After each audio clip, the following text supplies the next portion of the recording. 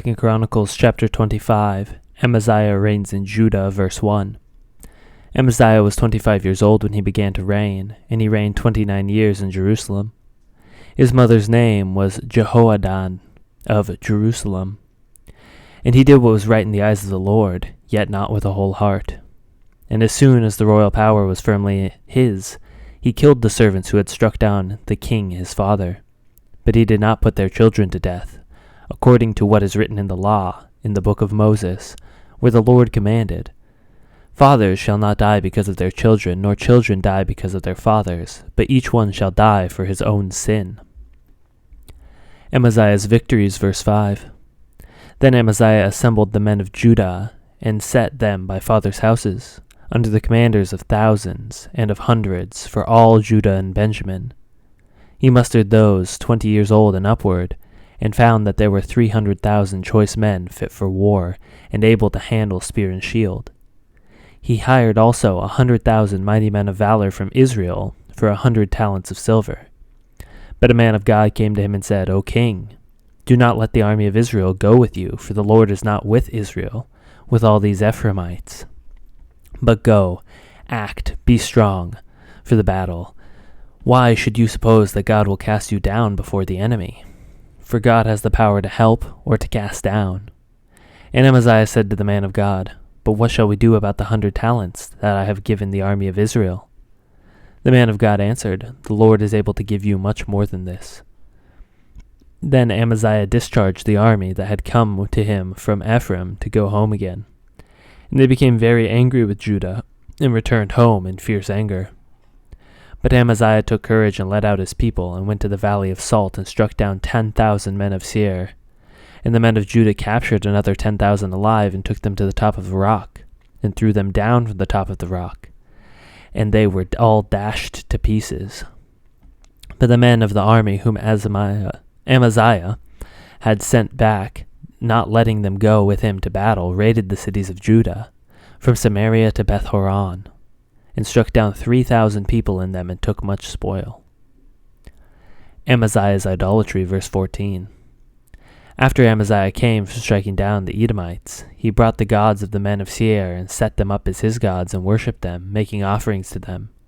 Therefore the Lord was angry with Amaziah, and sent to him a prophet, who said to him, "Why have you sought the gods of a people, who did not deliver their own people from your hand?" But as he was speaking, the king said to him, "Have we made you a royal counselor? Stop! Why would you be struck down?" So the prophet stopped. But he said, "I know that God has determined to destroy you, because you have done this and have not listened to my counsel."